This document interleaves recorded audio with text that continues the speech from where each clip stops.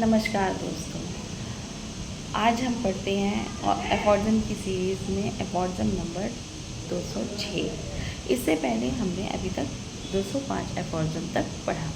ठीक, तो अभी तक हम वन साइडेड डिजीज़ की बात कर रहे थे। ठीक, one sided disease chronic disease जिसमें फ्यू सिम्टम्स थे। इसके आगे हैनीमैन सेल क्रॉनिक डिजीज़ की ही अभी भी बात कर रहे हैं। 206 पढ़ते हैं, उसमें देखते हैं क्या लिखा है हैनीमैन सर ने। तो before beginning the treatment of a chronic disease it is necessary to inquire most carefully if the patient had been infected by venereal disease और बाय साइकोटिक गोनोरिया। यहाँ पर हैनीमैन सर क्रॉनिक डिजीज़ की बात कर रहे हैं कि हमें शुरुआती ट्रीटमेंट में अगर हम किसी क्रॉनिक डिजीज़ का शुरुआती ट्रीटमेंट कर रहे हैं तो क्या ज़रूरी है, क्या इंक्वायरी ज़रूरी है, इसके बारे में बता रहे हैं कि हमें क्या क्या देखना है जब कोई भी क्रॉनिक डिजीज़ किस लेवल की हो, वेनरल या साइकोटिक गोनोरिया का ट्रीटमेंट हमें करना हो, तब की बात कर रहे हैं। In either case, the treatment should be directed against the infection whose symptoms are alone found to be present. Although it is a rare in modern time to meet with uncomplicated case of these affections. यहाँ पर कह रहे हैं कि treatment में कि जो मतलब प्योर वेनरल डिजीज़ यानी कि साइकोटिक डिजीज़ और प्योर सिफिलिटिक डिजीज़ यानी कि जो वेनरल सिफिलिटिक डिजीज़ और साइकोटिक गोनोरिया डिजीज़ प्योर मिलना मुश्किल है आज के ज़माने में, मॉडर्न टाइम में।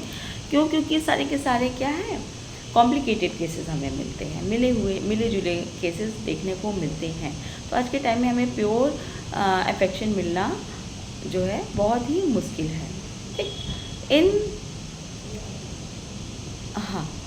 if such an infection is acknowledged by the patient, it should also be taken into consideration when SORA is the principal object of treatment, because the latter will have been complicated with the former. A condition always indicated when symptoms of SORA are mingled with others. ठीक है, कह रहे हैं कि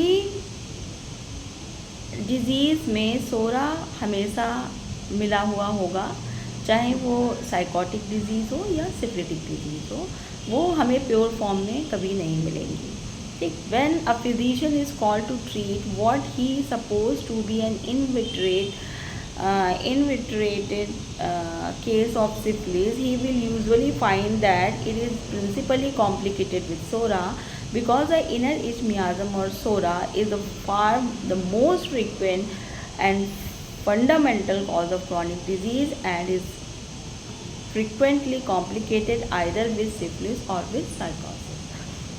If infection with the latter has taken place, but by far the majority of cases SORA is the sole and fundamental cause of chronic disease, whatever their name may be, and these are often exaggerated and distorted by allopathic interference. कह रहे हैं कि पहली बात तो pure जो syphilis और psychotic disease मिलना पॉसिबल नहीं है, ये सोरा के साथ मिली ही होंगी। क्यों? क्योंकि एफॉर्जम में हैनीमैन सर ने पहले ही बताया है कि सबसे पहले क्रॉनिक डिजीज़ का जो मेन जो बेड तैयार होता है क्रॉनिक डिजीज़ का, वो सोरा से ही शुरू होता है। ठीक है, तो जो सोरा जब पूरी तरह से डेवलप हो चुका है हर किसी में, तो उसके बाद उसमें सिफिलिस, अगर ज़्यादा डिजीज़ जो है कॉम्प्लिकेटेड होती है तो सिफिलिस के साथ या फिर साइकोसिस के साथ वो कॉम्प्लिकेटेड हो जाती है, और अगर उसमें एलोपैथिक ट्रीटमेंट चल गया है तो वो फिर इनविट्रेट और बहुत ही ज़्यादा कॉम्प्लिकेटेड हो जाती है। ठीक है, एलोपैथिक ट्रीटमेंट के द्वारा भी वो कॉम्प्लिकेटेड हो जाती है, यानी कि जो क्रॉनिक डिजीज़ है वो बहुत ही ख़राब स्थिति में, अगर वो हमारे पास देर से आया है तो बहुत ख़राबी स्थिति में हमारे पास आता है अगर एलोपैथिक ट्रीटमेंट लेके आया है तो। ठीक है, और सिफिलिस और साइकोसिस तो उसमें अगर डिजीज़ तो आपस में मिली ही होती है। ठीक है, तो यहाँ पर एक फुटनोट दिया इन्होंने कि 1206 में कि कैसे इंक्वायरी करनी है हमें क्रॉनिक डिजीज़ की, है ना। तो ये पहले केस टेकिंग में भी बता चुके हैं हैनीमैन सर, और यहाँ पर फिर दोबारा ये रिपीट करते हैं कि in making inquiries of this kind we should not allow ourselves to be deceived by the assertions of patients or attendant who frequently state the cause of inveterate of the greatest and most protected disease to be a cold taken many years ago or wet or other draft after being headed or some previous fright, strain or mortification even etc. Such cause are much too slight to produce an inveterate disease in healthy body, to sustain it for years and to augment it from year to year after the manner of chronic disease are produced by developed sora incomparably greater cause than those within the patient's recollections must lie at the root of beginning and progress of any significant and obstinate malady. Those presumptive incidents can only serve as accessory cause by which a chronic miasm is aroused. कह रहे हैं Hahnemann sir कि patient या attendant उसके, है ना, कोई भी बात हम जब इंक्वायरी करते हैं, पूछते हैं, तो वो छिपा ले जाते हैं और कोई भी क्रॉनिक डिजीज़ का छोटा सा कारण बताते हैं कि भाई इसको कुछ सालों पहले सर्दी हुई थी और उसके बाद हमने दवा ली, उसके बाद ये कंडीशन आई और इस तरह से ये बीमार हो गया, ये बीमारी कई सालों से चली आ रही है। या फिर कोई प्रीवियसली का कोई फ्राइट बता देंगे, है ना, स्ट्रेन कोई भी मेंटल लेवल पे चल रहा हो, कोई मॉडिफिकेशन, छोटा कॉज कोई बताते हैं, तो हमें उनकी बातों में नहीं आना है, ठीक है। क्यों? क्योंकि कोई भी ये छोटे कॉज इतनी बड़ी बीमारी को पैदा नहीं कर सकते हैं जो कि इतने सालों तक पेशेंट को की आंतरिक जितनी भी ऊर्जा है उसको बर्बाद कर रहे हैं, उसको ख़राब कर रहे हैं, ख़त्म कर रहे हैं, और पेशेंट जो है दिन ब दिन क्या डिलिब्रेटेड होता जा रहा है, ठीक है। तो उसका एग्जैक्ट कॉज जानना हमारे लिए बहुत ज़रूरी है, तो हमें उसी तरह की इंक्वायरी करनी पड़ेगी और पेशेंट और उसके अटेंडेंट की बातों में नहीं आना है, ठीक। हैनीमैन सर केस टेकिंग पर बहुत ज़ोर देते हैं। क्यों? क्योंकि कोई भी क्रॉनिक डिजीज़ ऐसे ही नहीं आती है, ठीक है। वो कई सालों तक किसी भी चीज़ का, है ना, स्ट्रेन हो सकता है, वो कई सालों तक उसके दिमाग में वो चीज़ चल रही है ना, या कुछ भी हो सकता है, कोई मतलब कोई रिसेंट कॉज नहीं हो सकता है, कई सालों से उसको उसका ह्यूमिलेशन किया जा रहा है, उसके अंदर मॉडिफिकेशन चल रहा है, कई सालों का फ्राइट लगातार वो हर दिन उस चीज़ को जीती है, उसके बाद अब आके वो बीमार हुई है, ठीक है। तो बीमार होने से पहले हमारी पूरी बॉडी ही बीमार होती है, उसके बाद वो सिम्टम्स हमें बॉडी फेंकती है जिसका हमें ट्रीटमेंट करना होता है, ठीक। तो क्रॉनिक डिजीज़ जब हमारे पास आई है, कई सालों की है, तो इसका मतलब वो जब आई होगी, दिखी होगी, उससे कई साल पहले जो है बॉडी अंदर उस किसी चीज़ को लेकर के क्या हुई होगी, मेंटली परेशान हुई होगी, ठीक है। फिर उस तरह के केमिकल्स हमारे अंदर सिक्रीट हुए होंगे, फिर उसने वो डिज़ीज़ कॉज की होगी, ठीक।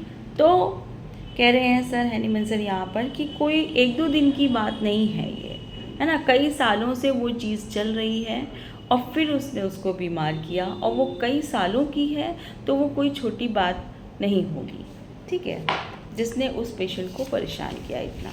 हाँ, तो क्रॉनिक डिजीज़ कोई भी हो और वो सोरा के साथ या साइकोसिस के साथ मिंगल हो, लेकिन हमको उसकी इंक्वायरी करना बहुत ज़रूरी है, ठीक। कहाँ से वो रूट कॉज कहाँ से बनी, कहाँ से वो डिज़ीज़ आई, ज़रूरी नहीं है इस जनरेशन की भी नहीं हो सकती है, वो कई जनरेशन्स का फ्राइट हो सकता है, वो कई जनरेशन का मॉडिफिकेशन हो सकता है, वो कई जनरेशन का ह्यूमिलेशन हो सकता है, ठीक है, वो एक जनरेशन का भी नहीं हो सकता, ज़रूरी नहीं है।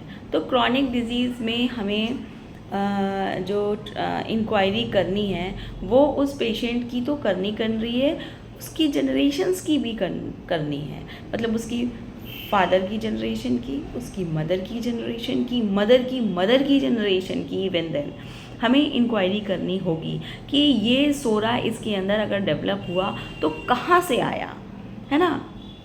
अगर कोई बीमारी उसके अंदर आ रही है तो ये पहली बात तो ये बीमारी किस लेवल की है, किस ऑर्गन को ये डैमेज कर रही है, तो ये इसका कारण क्या हो सकता है, ठीक है। और फिर वो कारण उस पेशेंट के अंदर है भी कि नहीं, ज़रूरी नहीं है, वो जनरेशन से भी आ सकता है। वो किसी की जनरेशन कि उसके फादर की जनरेशन से आया है कि उसकी मदर की जनरेशन से आया। हमें इंक्वायरी करना बहुत ज़रूरी है, क्योंकि क्रॉनिक डिजीज़ में कोई सर बार कह रहे हैं कि क्रॉनिक डिजीज़ में कोई छोटी प्रॉब्लम नहीं होगी। मतलब छोटी सी चीज़ें, नॉर्मली कोल्ड कफ कोराइज़ा से जो है ये क्रॉनिक डिजीज़ इतनी भयंकर नहीं बनी है, या फिर कोई छोटे फ्राइड या कोई रिसेंट फ्राइड या रिसेंट स्ट्रेन या रिसेंट मॉडिफिकेशन से वो डिजीज़ नहीं बनी है, ठीक है। कोई लंबा मॉडिफिकेशन होगा, कोई लंबा फियर एंड फ्राइट होगा, कोई लंबा जो है ह्यूमिलेशन होगा, है ना, वो हो सकता है। चलिए इसके बाद आते हैं हम 207 एफर्ट्सम।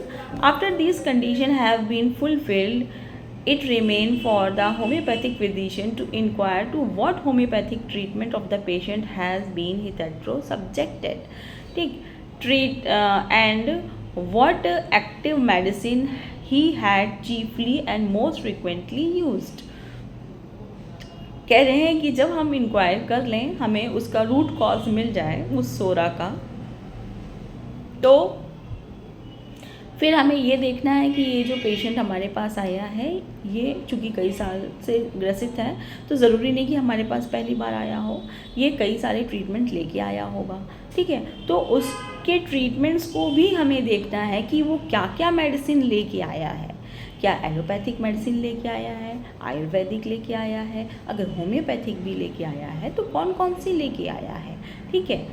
वो and active medicine he had chiefly and most frequent use, क्या मेडिसिन एक्टिवली उसने यूज़ की हैं।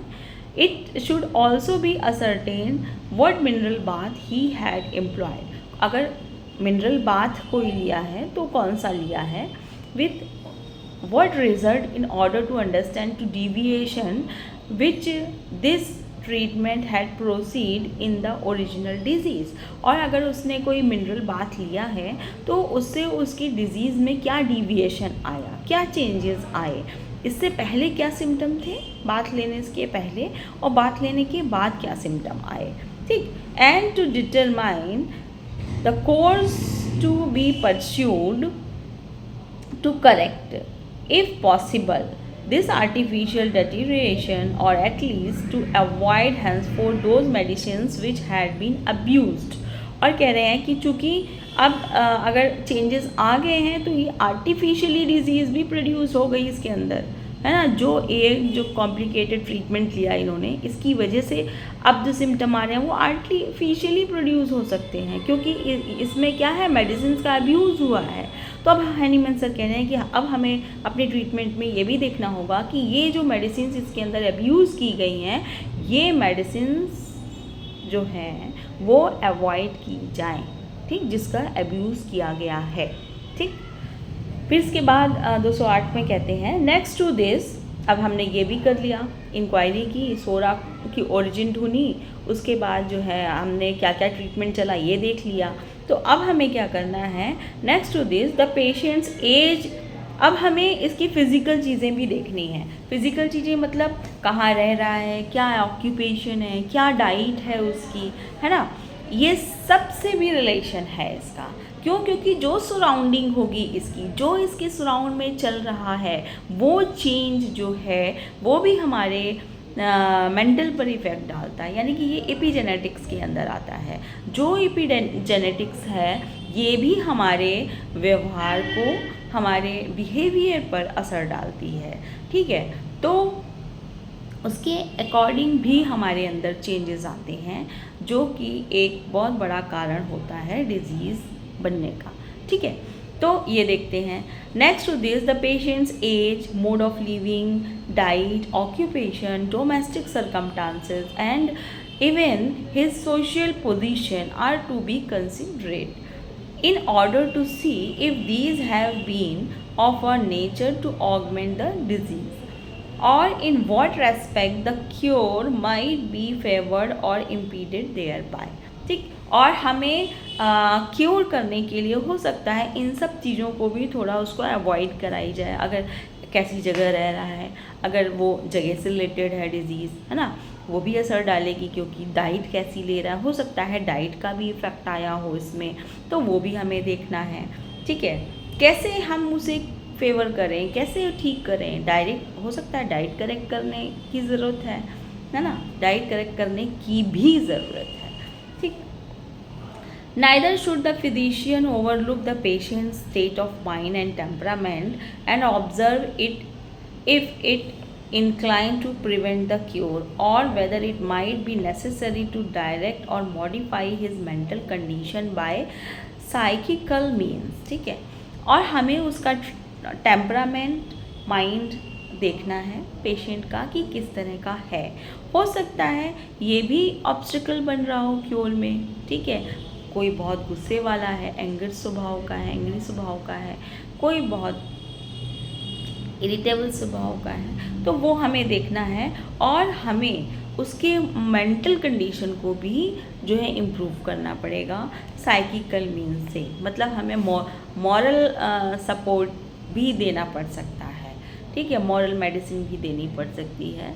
तो हैनीमैन सर हर क्योर मतलब अपने पेशेंट को क्योर करने का कोई भी तरीका नहीं छोड़ रहे हैं। हैनीमैन सर हर चीज़ पर एम्फेसाइज कर रहे हैं कि हमें उसका रूट कॉज निकालना है, उसका जो है देखना है कि अगर जो मेडिसिन लेके आया उससे तो रिलेटेड कोई डिजीज़ नहीं आ रही है, या कोई मेंटल इफ़ेक्ट की वजह से मेंटल कंडीशन उसकी क्या चल रही है, चारों तरफ उसका इन्वायरमेंट कैसा है, कैसी डाइट ले रहा है, कैसा ऑक्यूपेशन है कर रहा है। हो सकता है ऑक्यूपेशन से रिलेटेड दिक्कतें आती हैं आजकल, है ना, बहुत ज़्यादा डिप्रेशन मिल रहा है, वहाँ पर ह्यूमिलेशन हो रहा है उसका, वहाँ पर जो है मॉडिफिकेशन मिल रहा है उसको, तो ये सब भी कंसीडर करना है। और फिर उसको मॉरल सपोर्ट भी देना है साइकिकल मेडिसिन के तौर पे। साइकिकल मीन्स समझाना भी है उसे कि किस तरह हमें व्यवहार करना है, किस तरह हमें लाइफ जीना है, किस तरह हम अपने आप को थोड़ा सा मतलब